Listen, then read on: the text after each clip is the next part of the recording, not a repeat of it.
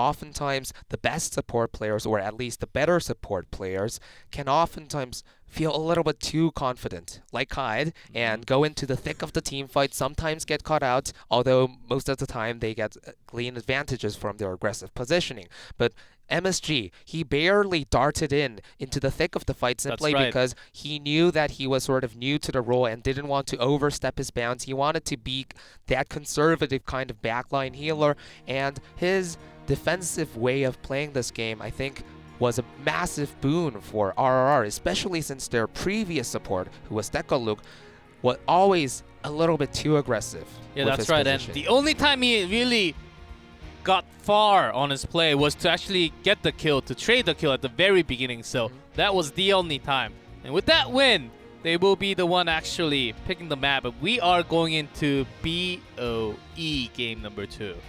Battlefield of Eternity. Something that Kong has talked a lot about in his previous interviews, even hailing back to the era when he was on Mighty. He always had a bag of builds, so to speak. He always had a lot of good ideas, a lot of niche ideas for what could be picked, what could work out in Battlefield of Eternity, and I don't know if RR is a team that's flexible enough to carry out all his mad scientist dreams out, but let's see, he might have a few surprises planned in the draft for us. Let's see, I know that for a fact RR has been practicing a ridiculous amount of time for this match especially. And that's exactly what HGC said on her stream tonight, this morning. So, and there's a Martyr ban. Pretty standard, I would say. RR. Pretty standard for Hero League, but not so much in HGC Korea, especially not as a first ban material though. But Raven has always been one of the teams that respects Maltheo the most, and RR has been practicing some amount of Maltheo too, although a lot of it was on Metal Slug, so I'm not exactly sure who would have been the new Maltheo player for RR, but we'll have to see. And RR may decide to go with the first ban Ariel again, so we are trying to figure it out at this moment, but it seems like RR are subscribing to the prevalent theory that it's never worth it, really, to give away Ariel to the opposing team. Yeah, even when Chom actually prefers Uther. Because Raven still can bring out lots of DPS comps like Lunara, that was also an option, so building on those constant hope with the auto-attack DPS will be a very painful thing when you have to fight on the field. When you're going for the Immortal too, just taking out Ariel actually sort of takes out Lunara and Vala at the same time. Of course, if Vala goes Q, you don't really need Ariel with the Vala too much, but still, there's the Uther pick. This is so Raven, isn't it? Exactly, but if for now they have Uther, and once it comes around, yesterday for the entire day, they have been picking double DPS, picking tanks at the very end. Maybe it's just the way that they decided to go with it because they do not want to lose any damage before the ban phase happens. Anyway, so Uther, always a solid first pick for Raven, especially. Chom has always performed well on it. RR, very predictably take away the Genji, but taking Tyrael at this moment in the rotation, pretty interesting.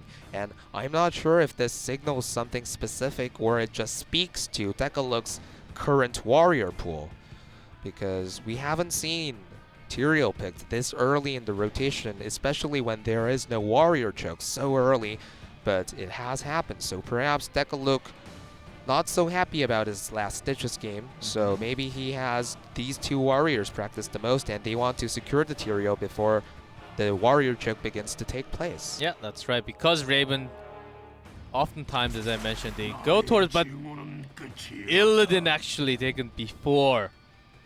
Raven pulling out the Illidan on their own, so generally I would be a fan of it, but who on Raven is going to pilot this Illidan? Probably Hamelin, right? Have we seen Hamelin play a lot of Illidan? We have not, so it's going to be interesting how well he does on the champion, the hero, but... Oh, you said it again! It's okay! God. But Li Ming, I like it because NMX... I love Heroes of the Storm, okay? We all know, yes. Yes, we all know. I know you're a busy man. And Illidan with Li Ming, That's the thing. And the Max has been super solid on Liming. We saw in phase number 1, the Probably entire his phase number best 1. hero, right? Yes, I'm pretty sure that, and I remember that's in my brand. And when I say NMX, it's Liming. It's like SDE when he used to play lots of Liming.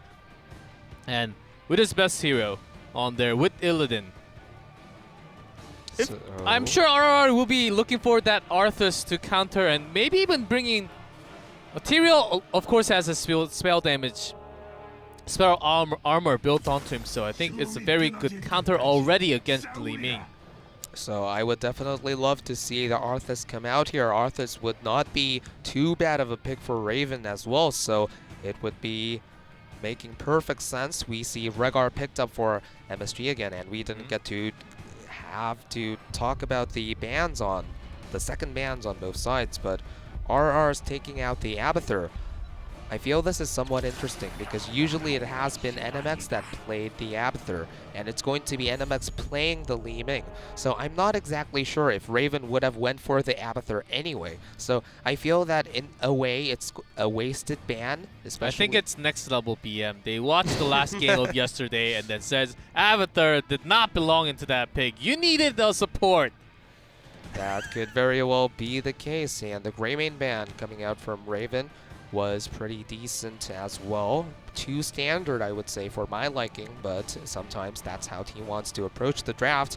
And this Dehaka pickup, not entirely sure if I agree with it, but they have been having a lot of fun with them staying ahead in the globals in the last game. So I think it might be feasible that they just want to go double global again, out global the opposition team, because Raven has 1, but if they take 2, they will always stay ahead. So yeah, this is a 2-lane map though, but Tempest made that happen with triple global against stronger teams. So maybe they will bring in a lot more, but here's without the counters though.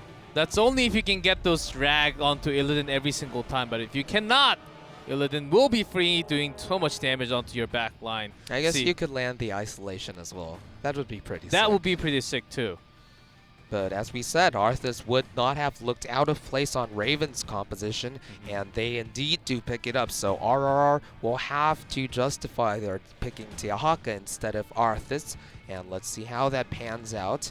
And I'm pretty sure that RR were thinking of a last pick Falstad in the draft here, but after seeing those 2 warriors picked up, maybe they want to have a little bit more damage in their composition. That's right. Maybe something like Tychus, and HGC will be on Tychus, which we saw many times before. I think that's there's a very good chance to do the % damage onto Diablo and Arthas. Also worth mentioning that this double warrior pickup retroactively justifies their second ban Greymane, so pretty nice setup coming out from Raven. And they go with the Falstad as expected.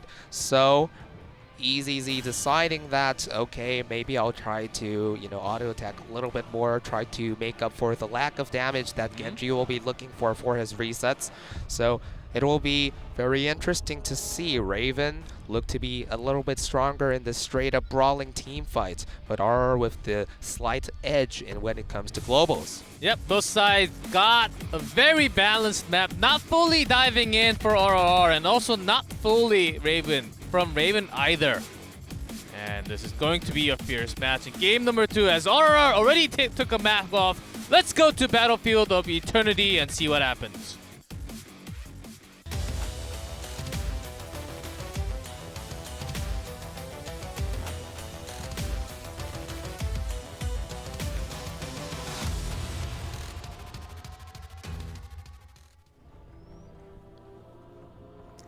In blue, RRR, Odak on Genji, MSG on Rrr, EZZ on Falstad, Kong on Dehaka, and take a look on Tyrio.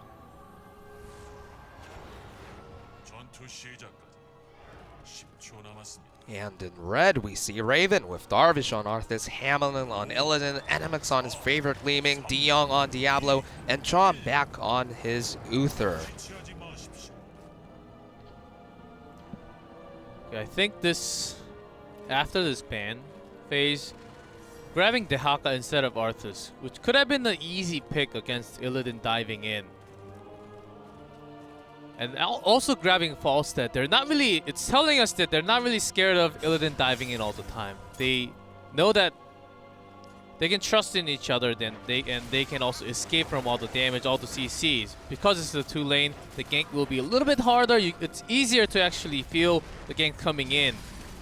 You also have all your teammates next to you who can save you, so they have the confidence to draft like this against this comp of Raven. So let's see what happens here. RR played the map admirably well in their last game, so I think we can expect great things to come out from the two heroes with the globals. But as you say, that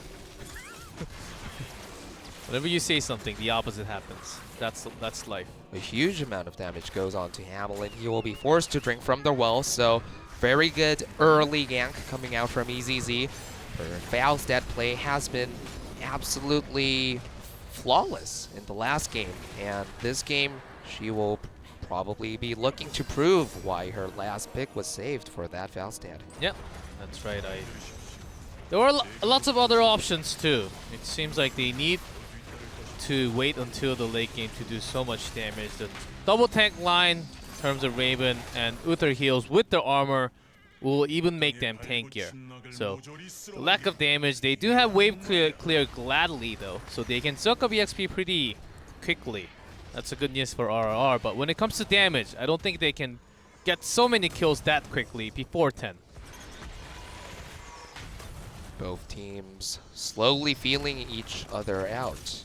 In the center of the map, Falstad alone in the bottom lane. So if this situation continues, slight experience lead will be gained for RRR. Chom moving down into the bottom lane to soak the rest of the wave. So far, nothing happening. Now they're going in with the damage. De Jong charges in, and oftentimes this was a thing when they start to tilt and when things are not going in their way. De Jong is the only one that dives in all the time, and he falls. A bit and of the a team premature falls pick apart. attempt. Yes. Coming out from De Jong, and Oduk. Clean dash to secure the kill. His Genji play has been very stellar in the last game. Looks to be that way in this game as well, and the race begins. Pretty predictable which way it's going to go though. And this is just chipping away at the shield before the Immortal spawns. Not a bad decision coming out from Raven. Already an early charge in from De Jong. That's not a good news for sure, because we've seen enough games. Ooh, he does it again. That was not the most.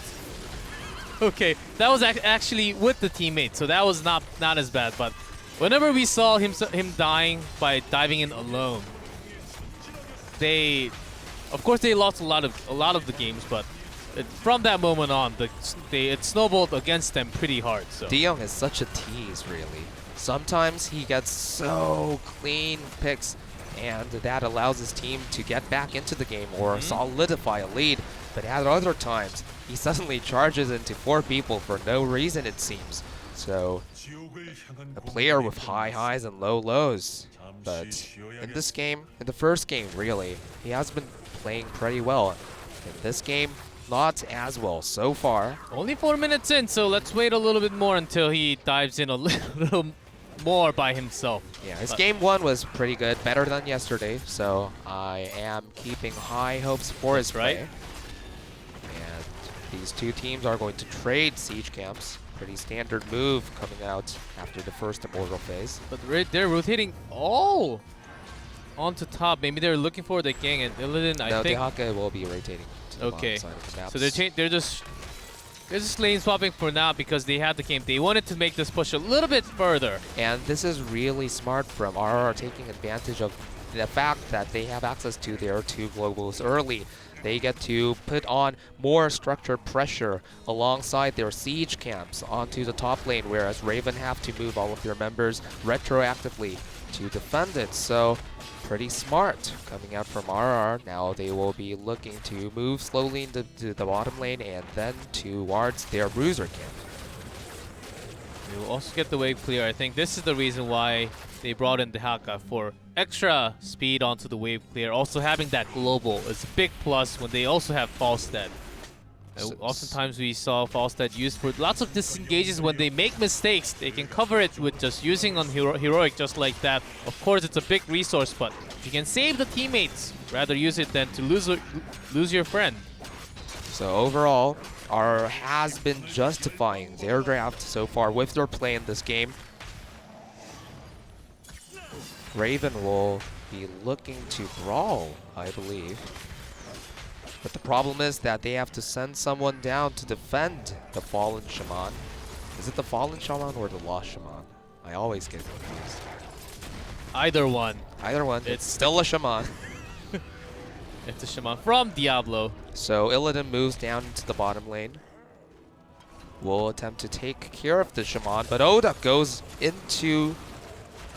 A lot of pressure going in actually into this fort. This is really smart. Falstad will be taking... Ooh, and meanwhile, Takaluk, they're spending every... Okay, they want to defend everything. This is a greedy move. They can get punished, but Raven is indecisive. And they cannot actually use this as their own chance. RR are running circles around Raven right now. Wow. And it's not only due to their having the double global advantage, but overall, even the heroes that don't have globals are moving so much more intelligently compared to Raven. So RR looking like a much more disciplined, much more experienced team, despite them being the team to have come out of the open division. So huge props to the macro play they are putting on a display here tonight. We've already seen lots of improvements in game number 1, and we're seeing even more in game number 2 as they're splitting all the globals all the time onto these both lanes. The drag misses. Misses for now, and not much.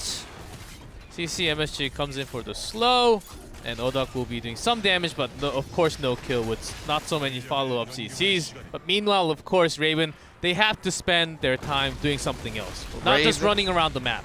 Raven were looking for the level 10 all game, and once they have access to the hunt, they won't be as susceptible to the great rotations that RR have been making all game. So very soon, they will feel relieved. But before level 10 comes out, no isolation this time, and his adaptation coming out. There's the Dragon Blade. Misses entirely. He's trying to look for targets now, but it's a little bit late. There's the Gus. Right after the drag, maybe they were trying to focus, but after a while, there's a hunt onto Regard though. MSG gets caught. Lots of CCs coming in. The damage is followed up with the Storm onto the back line. He's trying to sustain himself with the healing, but just not enough. That will be just one kill, but the Immortal actually goes to RRR in the meantime. A very confusing sequence of heroics were used in that team fight from both teams. The APOC hitting nobody, the Sanctification and Dragon Blade being used for seemingly no reason, the Gust to save their teammates from the seemingly random team fights. I don't know, that was a bit of a clown fiesta. There were lots of misses, but... Yeah, but overall, RR managed to secure the Immortal. This Immortal may not take down the top fort, or will it? One more hit, one more hit. Okay, so it manages to not take down the top fort. But with Raven, the global, good defense. With the global of Falstad and Dehaga, that fort will be going down anytime soon. So overall, RR has been playing much more better in this game so far. But Raven, they have managed to stay relatively equal in experience, and finally they have access to the hunt. And RRR, their coordination seemed to be not on point over the last team fight. So overall, Raven will be feeling quite confident.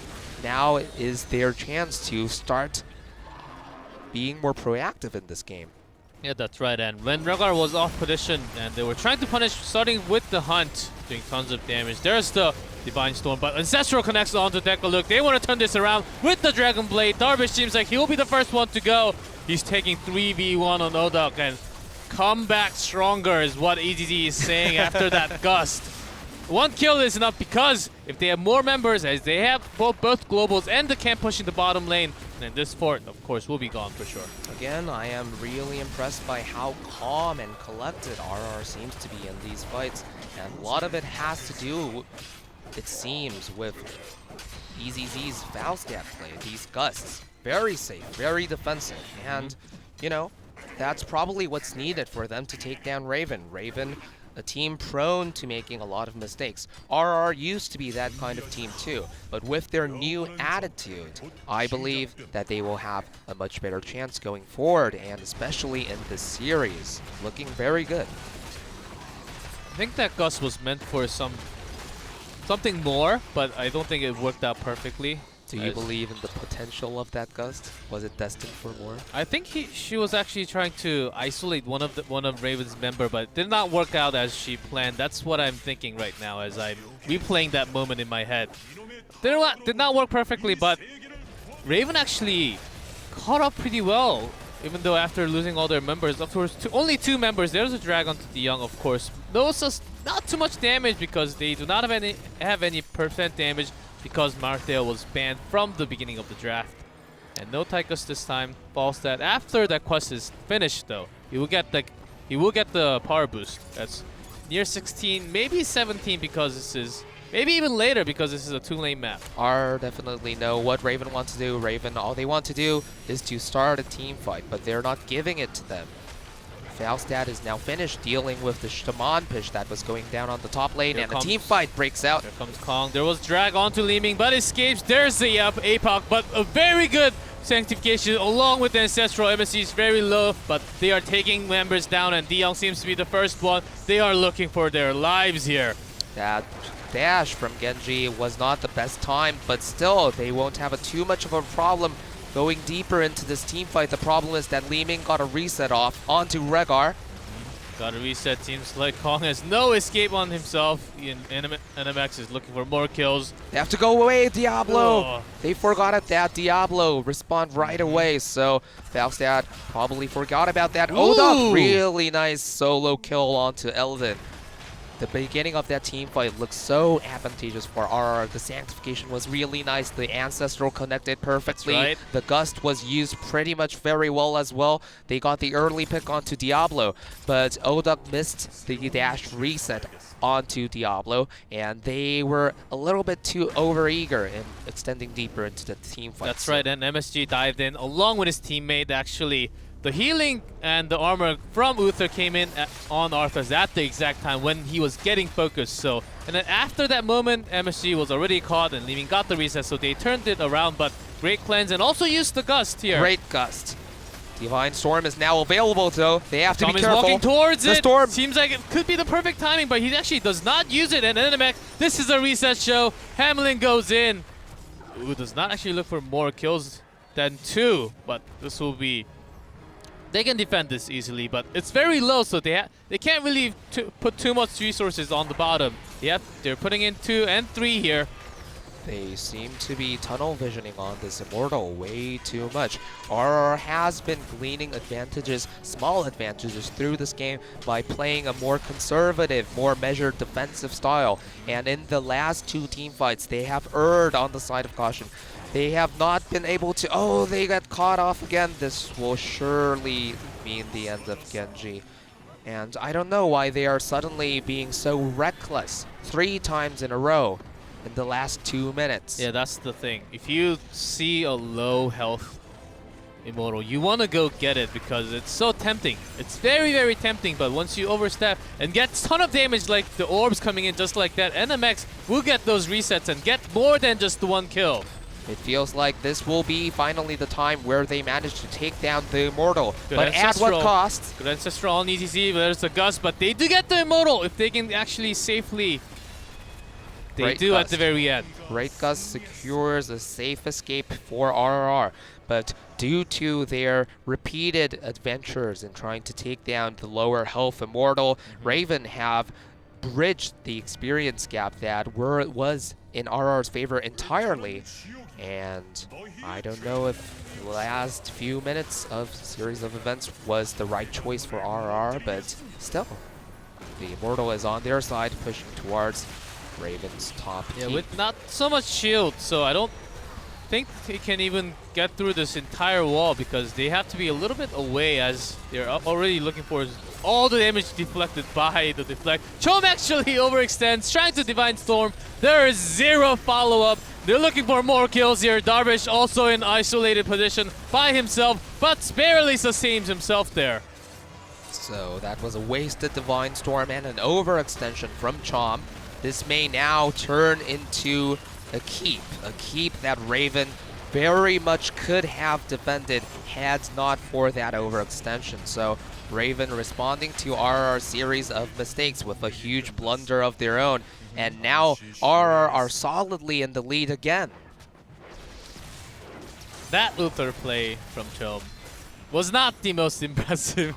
It was an impressive storm, but looking at the situation and where his teammates were, This is the trap that a lot of decent players fall That's into right. on not so great teams. You know that a lot of the time, your team's destiny are sort of in your hands, in your ability to make that super play that you sometimes come out with. Exactly. So you feel pressured to make those kinds of big plays, but usually the reason why they are big plays is because they have a low chance of succeeding, and another team fight comes off. And here comes Kong, and Odog actually goes over the wall after the hunt. There's the drag, but great sanctification. They cannot do any damage onto all members. And NMX actually, Dehak actually dives in though. Kong will be the first one to actually get picked. That was a little bit late of a gust. Oh, and Rrr gets picked off. This will surely be a kill now.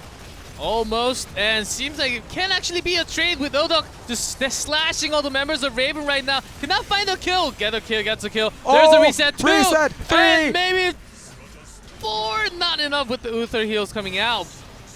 And seems like Darvish actually went for more kills here. So pretty much an equal trade by the time all is said and done. But wow, that team fight looks so... Oh, I don't know There's if a this hunt right move from Hamelin. Onto Tyrio.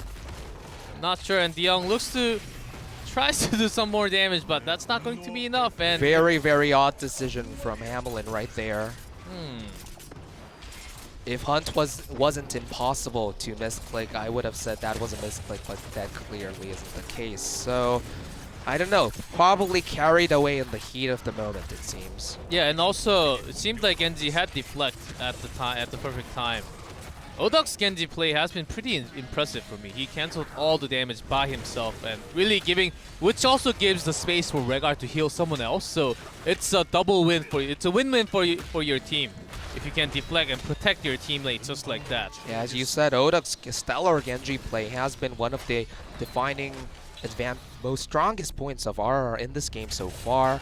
And I'm really glad to see the hard work that you put in Hero League for so many weeks finally start to pay off. DeYoung goes down into the Rrr again. There's the hunt, and right after the gust, so Hamelin will be alone for now. Good drag. Odog a little bit isolated, but manages to escape safely. So Oni really using the Dragon Blade and Gust. Sanctification still available. They are closer to level 20, but DeYoung hiding in a good spot. Gets the stun onto Tyrio. Nice cleanse. Sanctification is well available, and it is dropped, and they want to take this one around, and the Max seems to be the target. Gets healed, and DeYoung will fall because of that, or is he not going to? So close, but gets the kill. And NMAX is looking for the kill.